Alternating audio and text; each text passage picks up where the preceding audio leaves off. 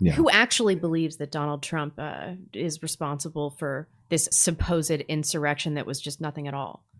I know who's really actually believes that? I know who's really responsible. Who? Marjorie Taylor Greene. She's the one who did it all. Yeah, she is. So she had this insane show trial in Georgia related to an accusation that she participated in January 6th and is therefore constitutionally prohibited from holding office or running for re-election. I didn't understand. We'll get to the scenes, but I didn't understand the context of this at first. What exactly is going on in this courtroom? Okay, so these lawyers for with free speech for people is what they're called. No, that's ironic. They're free speech, not Marjorie Taylor Greene, though. They're leaning on this constitutional provision that forbids any member of Congress involved in an insurrection from serving in office, but it's totally untested and was exclusively applicable to the Civil War, to Confederates in the Civil War, the 14th Amendment. Yeah, we're talking about the 14th Amendment, yeah. Yeah, and they have, I don't think they've ever tried this in any meaningful way. This is untested territory. Well, and I guess it doesn't say in the 14th Amendment convicted of, but how do we say that someone is an insurrectionist without convicting them of any crime requisite of that charge? Involved in an insurrection. Involved in. That's the language of the 14th Amendment? I have to look it up. I'm actually not sure. But it's a real shot in the dark. However, a federal judge in Georgia on Monday refused to grant this preliminary injunction and temporary restraining order filed by Greene that would have delayed the action in this case. So this trial was allowed to come to light, and it was ridiculous. It was so ridiculous. I couldn't even believe what I was watching. So she was in front of an administrative law judge because a handful of voters in her district want her to be disqualified from running because they allege that she encouraged and supported the rioters, but she would have had to be like directly involved, I think, for it to matter. And what came out was just simply absurd. There was the 1776 prosecution. I'm sure a lot of you have seen these clips, but we hear Alex Jones say 1776 and things like that. But is it really a term for insurrection and taking up arms colloquially? I don't think so. Yeah, as Greene, I think, effectively noted in her own defense, 1776 is a reference made in a lot of different contexts. But some highlights from this particular, I guess I don't even know if trial is the right word, but I'm just using that generally. It's the right word. It's not necessarily a criminal proceeding, but we'll call it a trial. Anyway, so a lot of this trial focused on Marjorie Taylor Greene's January 5th commentary on Newsmax the day before, saying that the next day would be a, quote, 1776 moment. And the prosecutor tried to build, again, I don't know if prosecutor is the right term, but guy going after her on behalf of this free speech group tried to build the case that 1776 is itself a call to violence. And he insisted on the premise, insisted on that as the premise for a whole bunch of his questions, which created a few ridiculous and hilarious moments. We'll show a couple here. Number one, Marjorie Taylor Greene points out that 1776 is right there on the state seal in the courtroom. Apparently that's a violent extremist reference too. And number two, the prosecutor accuses her of stealing a line from the movie Independence Day. So Kyle Rittenhouse plays too much Call of Duty. Marjorie Taylor Greene watches too many Will Smith movies. This is our 1776 moment. That's your statement on January 5th, 2021. The term 1776 is actually a term that's sometimes used in politics today. I don't know if you've noticed our state seal here in Georgia. I know you're not from Georgia, but as you can see, we enjoy our history and we're proud of our freedoms. 1776 is on our state seal. Right. And it's also a term that's used in political discourse in America today. I don't use it as a term of violence. You've seen the movie Independence Day, right? I've seen it before. It's a great movie, right? And there's a scene in that movie where the president, the guy who's playing the president of the United States, addresses the fighter pilots who are about to go into battle against the aliens. Remember that scene? I do not remember, no, but I'm sure you're going to show us. Yeah. The 4th of July will no longer be known as an American holiday, but as the day when the world declared in one voice, we will not go quietly into the night. The phrase that the actor uses there is, "We will not go quietly into the night."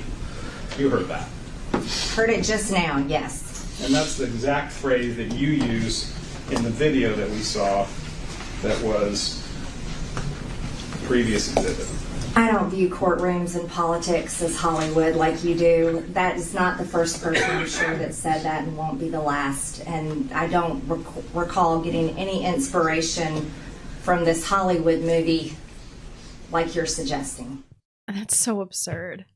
I don't even understand the point. It's supposed to be, I guess, that because this phrase was uttered in the context of fictionally defending ourselves from aliens, the aliens were the aggressors in that movie and they were justified in defending themselves. That's the whole point.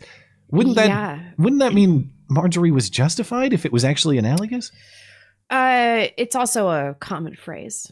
Yeah, I don't know the origin, but it doesn't strike me as that unique. Do not go gently into the night, rage against the dying of the light. It's a very famous poem. Okay. But if you wanted any demonstration that these people hate our founding and view belief in its premises as extremists, there it is. She's on trial for loyalty to the country's founding. They're trying to say that any positive reference to 1776, the birth of this country, is itself criminally suspicious. I know. These people hate this country. There's no other conclusion to draw from that. Have they forgotten the history of the Revolutionary War? I mean, they just seem so distant from bloody battles that have been fought historically. It's like, what do you think that every country, every empire is built upon? Yeah, kindness. We just asked nicely for everything we have, and it worked out great. Did you read about the burden of proof? This is so crazy to me. I saw that in your notes. So it's not actually beyond reasonable doubt because it's not a criminal proceeding. It's more likely than not. Yeah, preponderance of the evidence. Yes, that she actively aided the insurrectionists. I do not like this standard. What does that even mean? And there's two questions there. Did she actively aid, and was it in fact an insurrection? That's not really established either. Yeah, I reject the premise that this was an insurrection anyway, which questions the legitimacy of this entire thing. An insurrection as defined, not just by our own personal definitions of it, but as defined by the 14th Amendment, which, as far as I understand, is an open legal question. I don't think we have a lot of case law to give definition to that, unless I'm missing something. So we won't know. Post-trial briefs are due next Thursday, and then the judge is expected to issue his recommendation in the next few weeks. So yeah, the process, all we have right now is the lulls. And the process, it's a little bit obscure because this was new to me. I didn't even know this was a thing. But just to clarify on the process, so it's all this. It's a constitutional challenge, as we mentioned, pursuant to the 14th Amendment. But under Georgia law, so it's a challenge to her eligibility under the 14th Amendment. Mm-hmm. Under Georgia law, any challenges to candidate eligibility are handled by the Secretary of State, who first refers the matter to an administrative court to hold a hearing. And this was that hearing. So the judge, I guess, is going to make a recommendation that goes to Secretary of State Brad Raffensperger, who you may remember from such fortifications as the 2020 presidential election. Oh, no. And he gets the call, as far as I understand, the unilateral call on Marjorie Taylor Greene's eligibility. We'll see how that goes. Then. I don't see a definitive date for when to expect that decision. And no matter when that decision is, though, it can be appealed. And if either side wins, it's likely that it would be appealed. So I'm guessing this is going to go on. But a decision has to be made by May 24th, right? I assume, or by the fall. Like, these appeals would have to be concluded by the fall, or else how does she run? And again, just the principles at issue here. You don't have to love Marjorie Taylor Greene. People think she says kooky things, and sometimes she does.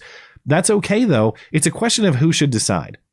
Do we want to let the voters of that district in Georgia decide, even if we think she's a little kooky? Because that's power to the people to choose their representation is the principle that matters most.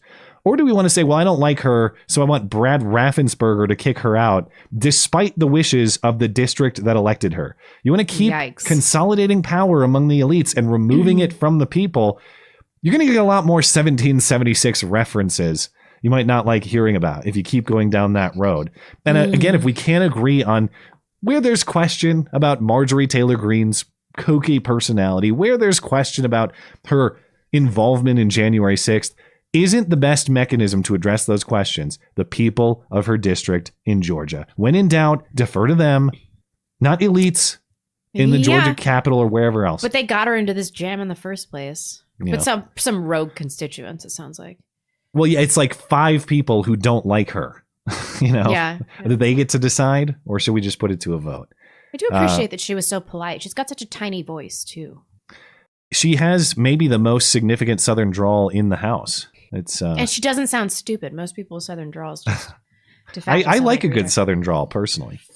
My favorite moment out of this whole episode was Randy Quaid, who of course is the actor who played the guy who sacrificed himself to blow up the alien ship in the movie Independence Day. He tweeted, "Wow, Rep. Marjorie Taylor Greene is being asked in a courtroom to disown the liking of the Constitution and the Civil War, and bizarrely, my film Independence Day, specifically a scene where I volunteer my services as a pilot to take down the aliens. Witch hunt."